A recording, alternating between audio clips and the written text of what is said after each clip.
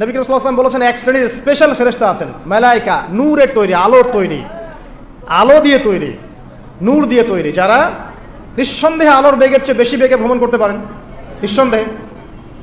আচ্ছা, তো তারা স্পেশালি এই দরুদগুলোকে সংগ্রহ করেন, দরুদ এবং সালাম এটাকে সংগ্রহ করেন, করে নবী সাল্লাল্লাহু আলাইহি ওয়াসাল্লাম পর্যন্ত পৌঁছে দেন।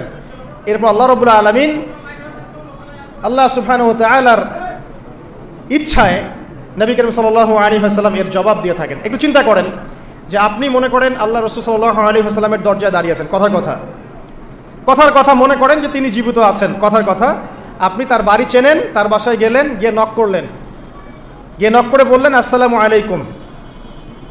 এবার নবী সাল্লাল্লাহু আলাইহি ওয়াসাল্লাম ভিতর থেকে আপনাকে বললেন, কথার কথা ধরে নেন যে ওয়া আলাইকুস সালাম।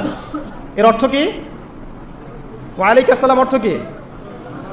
আপনার উপরেও শান্তি বর্ষিত হোক।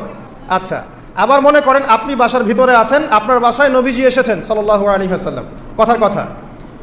এবার তিনি আপনার দরজায় নক করছেন, নক করে বলছেন আসসালামু আলাইক, তোমার উপর শান্তি বর্ষিত হোক। তো নবী সাল্লাল্লাহু আলাইহি ওয়াসাল্লামের এই যে দোয়া, তোমার উপরে শান্তি বর্ষিত হোক, এটা যে যত বেশি পাবে তার জীবনটা তত সুন্দর হবে না? অতএব যে ব্যক্তি যত বেশি দরুদ পাঠ করবে, যত বেশি সালাত প্রদান করবে নবী সাল্লাল্লাহু আলাইহি ওয়াসাল্লামকে, ইনশাআল্লাহ তাআলা সে সচ্ছল হবে, টেনশন ফ্রি থাকবে, সুখে শান্তিতে পৃথিবী